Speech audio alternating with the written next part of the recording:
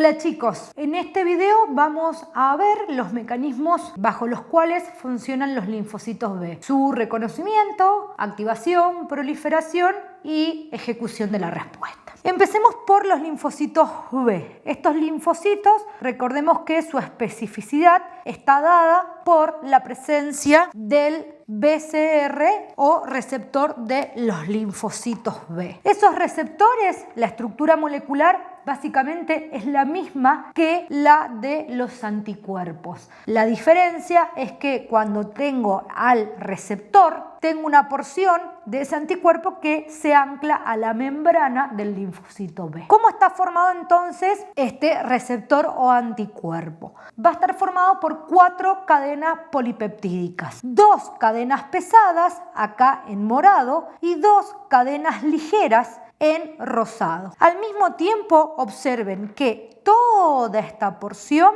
va a ser constante y equivalente para todos los tipos de receptores y de anticuerpos. Lo que va a cambiar va a ser esta porción que se conoce como porción variable, que es justamente la que va a servir como elemento receptor y que se va a encargar del reconocimiento del antígeno en particular. La porción variable del receptor recibe el nombre de paratopo. Y voy a tener tantos paratopos posibles como determinantes antigénicos existan.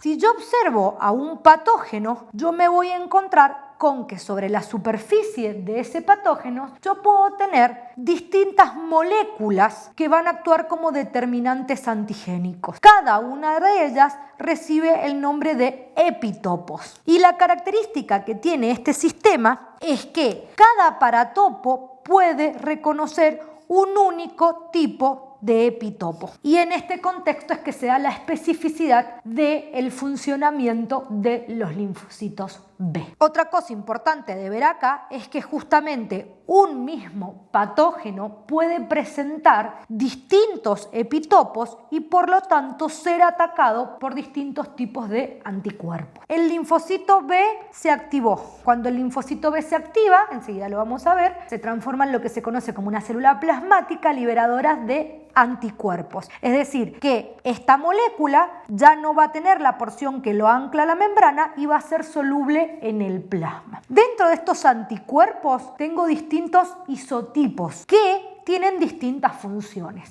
Cuando se está produciendo una infección incipiente, aguda, lo primero que aparecen son las inmunoglobulinas o anticuerpos de tipo M. Son características de las infecciones agudas y son las primeras en aparecer, pero con el tiempo declinan y desaparecen. Estas inmunoglobulinas M son fuertemente activadoras del complemento y también son las primeras que sintetiza el recién nacido. Luego tenemos las inmunoglobulinas G. Se caracterizan por aparecer más tardíamente y ser características de las enfermedades crónicas porque permanecen en el tiempo. Otra característica es que atraviesan la placenta, por lo tanto van a ser las encargadas de aportar la inmunidad pasiva al feto. Se unen a fagocitos, se unen a neutrófilos y se unen a macrófagos. También activan el complemento, pero de manera más ligera que las IgM. Las IgA son aproximadamente el 15% de la población de anticuerpos que se producen y son típicos de las mucosas y de las secreciones, como por ejemplo la leche, las lágrimas. Básicamente lo que hace al estar en este tipo de secreciones o de mucosas es generar lo que se conoce como aglutinación, que quiere decir que estos anticuerpos se pegotean, como se ve acá, alrededor del patógeno y lo neutralizan, que quiere decir que al estar todo aglutinado, este patógeno no puede infectar a una célula. Luego tenemos las IgE. Las IgE lo que van a hacer es inducir la producción de histamina por parte de los mastocitos y de los basófilos. Y también son abundantes en las infecciones parasitarias. Y finalmente tenemos las IgD, que al igual que las IgM pueden funcionar como receptores de membrana. Veamos entonces ahora cómo es que se activa un linfocito B. De la misma forma que el linfocito T, el linfocito B se puede activar de manera independiente de T-helpers o de manera dependiente de T-helpers. En el caso de la manera independiente de T-helpers, el linfocito B, recordemos que tiene la capacidad de reconocer al antígeno en su configuración nativa. ¿Qué quiere decir? Que el BCR reconoce de manera directa al antígeno. Y eso lleva a la activación del linfocito B. Hay otra forma en la que se van a activar los linfocitos B que es dependiente de T-helpers y en general se considera que esto genera una respuesta mucho más robusta. Entonces, fíjense, lo que va a ocurrir es que el linfocito B, por medio de su BCR, va a reconocer al antígeno en su configuración nativa. En este caso, entonces, lo va a endocitar y lo va a procesar para luego exponerlo en el complejo mayor de histocompatibilidad de tipo 2, junto con una molécula coestimuladora. Por eso, en los videos anteriores habíamos visto que los linfocitos B pueden actuar como células presentadoras de antígeno.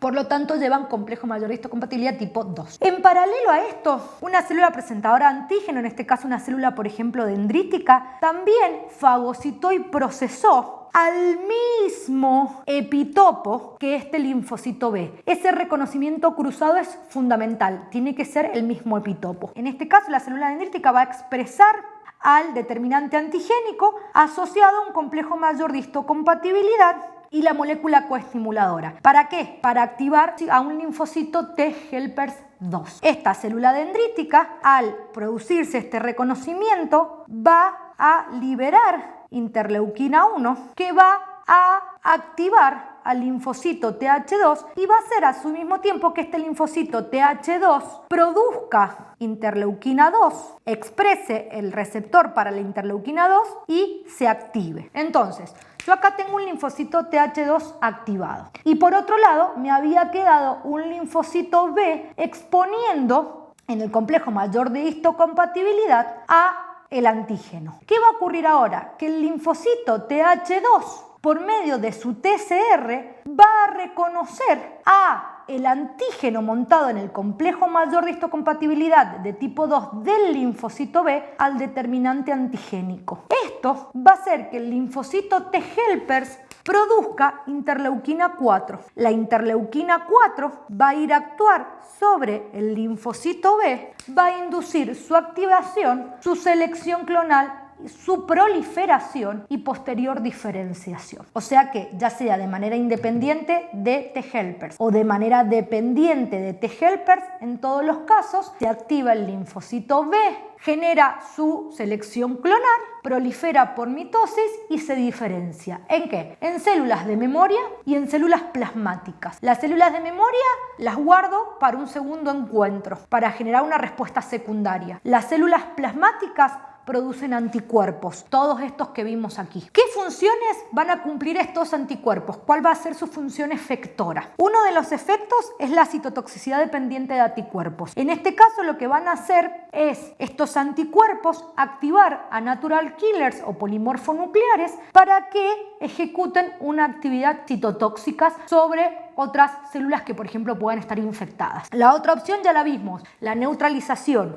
y aglutinación, que quiere decir que se pegotean en torno al antígeno y evitan que pueda infectar otras células. Tercera opción, opsonización, que quiere decir que van a marcar al antígeno y van a aumentar la actividad fagocítica de los macrófagos que van a reconocer este antígeno marcado y lo van a fagocitar. La óptima opción es la activación por medio del mecanismo clásico del complemento. Con esto, chicos, ya hemos visto todas las opciones de respuesta inmune adquirida y bueno, damos por finalizado estos contenidos. Finalmente terminamos, chicos.